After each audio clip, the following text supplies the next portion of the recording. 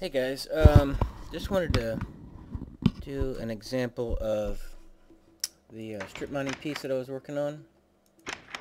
I showed it after it was constructed, and I really don't like doing stuff like that. I like to show how to build it as opposed to just taking a look at it after it's done, so you can kind of get a feel for how long it takes to get through different blocks, and just kind of how much work is involved. As you can see here, I already got started with this particular strip mining piece. And again, what I want to do is just kind of show you the approach that I take when it comes to mining this stuff, so you can kind of get an idea of kind of how to do it, so you can be a little more efficient. As you can see, I'm kind of taking a peek here on all these little branches here. They are incomplete, and there's a reason why they're incomplete. And I'll explain that in just a little bit. This is the first complete one, so I'll just start here. What I generally like to do is work with the legs first, if you will. Work these long sections here, and then come back and then finish these long branches. And so the rhythm that what I wanted to go through is just the rhythm that I get into. And again, that rhythm will show after a while efficiencies. You don't have to start counting blocks whenever you want to put torches down and kind of wasting your time doing trivial stuff. If you get into a rhythm and you know where things are supposed to be, you can go through it much faster. So like I said, I like to work on the legs first and then leave these middle pieces incomplete, and I'll kind of show you why I like to do that. As I said in the earlier videos, you want to work in sections of 3. And I explain why to do that in the other video, so if you want to know, just go back and check that out. Some of the things that you're going to need is, I prefer to use stone picks. Some people tell you to do iron, some people do diamond. I think it's personal preference. My approach is that I come down here for all minerals, not just diamonds. If my approach was only diamonds, then I would probably waste all of my resources just to get those diamonds. But my approach is I want to get everything, and I don't want to waste iron or gold or diamonds in order to achieve more iron and gold and diamonds. So that's why I choose to use stone, and my personal opinion is stone is nearly as fast as a lot of the other ones. Not nearly as fast as diamonds, but I mean, you're talking, a fraction of a second. And granted, that fraction of a second will add up over time, but to me, I really don't care. Not to beat that into the ground, but the advantage of not wasting my iron resources vastly outweighs the speed that you might get from a diamond pick. So that's why I choose to use stone. Working on the legs here, what I generally like to do is to push 4 stones back. As you can see here, 4. And then come in here and then work the last one. And the reason I do that is because branches of 3.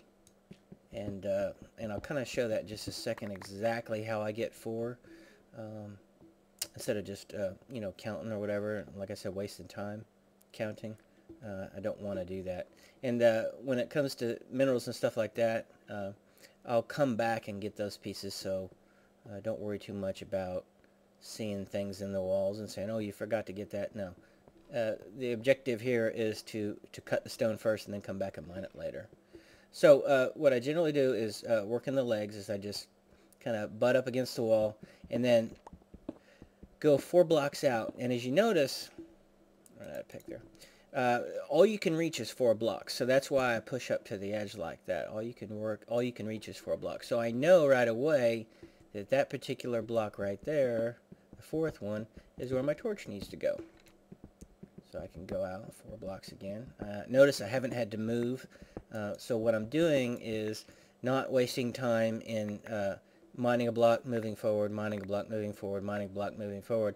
I can just stand in one spot, knock out 4 blocks, and I know if I mine all the way out, I'm at my 4th block, and that's where I need to set my torch. And I don't have to worry about counting these 3. I know that this edge here is my fourth block, and I can already start to cut my aisle here. So as you know, so when you do that, you get into a pretty good rhythm, and you know, you don't have to waste time, like I said. I'm kind of repeating myself a little bit, but you don't have to waste time counting blocks, and it kind of goes pretty quick. And you know, away you go, boom, boom, boom. You can kind of see working the edges here, working the legs. Sometimes if you like work both sides and try to cut through the middle, you may actually miss a leg and overshoot. So that's why I generally like to do several legs at one time. So make sure that when I cut blindly through this, I know there's a half-complete leg on the other side. So that's why I like to do several legs at one time. So it's just find it easier that way. So again, just push up to the wall here. Go 4 blocks deep. And then you know your torch needs to go there. Before you go right up to the edge, and away you go. And, you know, start your finish your leg. So anyway, that's the rhythm that I go through.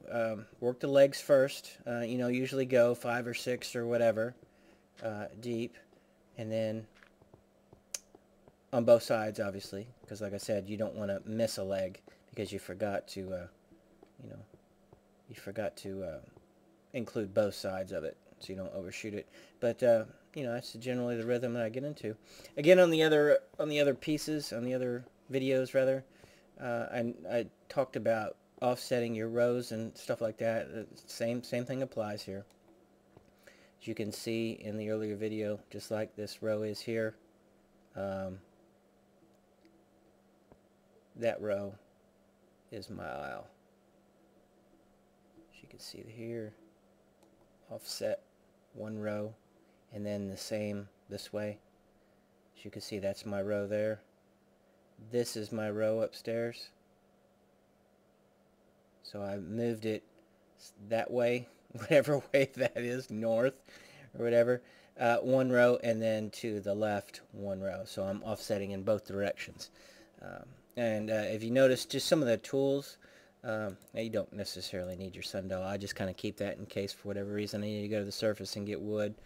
But I usually always carry a bucket of water, and that's for the lava.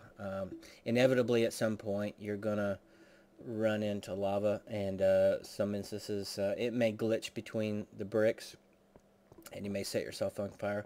I was kind of hoping I could run into a little lava here so I could kind of show you some of the obstacles that you're gonna run into. Maybe I'll stop the video, see if I can't find it, and then come back to it. Hang on, let me just try to find that piece. Well, anyway, I couldn't find what I was looking for, but basically the gist of it is, when you're working down this low, as you can see in this particular piece, you're inevitably going to run across lava, and what this basically is a lava pool, and I cut right through the middle of it. And it may seem obvious to some, but some not the others.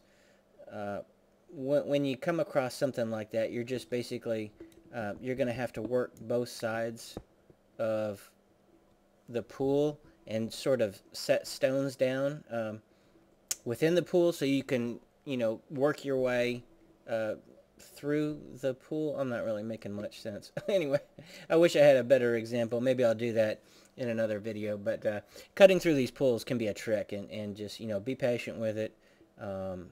You know, try to get some stones on both sides so you can wedge your way through, but you know, that kind of slows you down in the end. You don't want to turn it to obsidian, because obsidian takes forever to mine, so just be patient with it, and eventually you can cut through these pools if you set some stones on both sides of it and kind of wedge your way through. So anyway, take care, guys. I hope this helped a little bit. Hope it wasn't too confusing. Anyway, take care.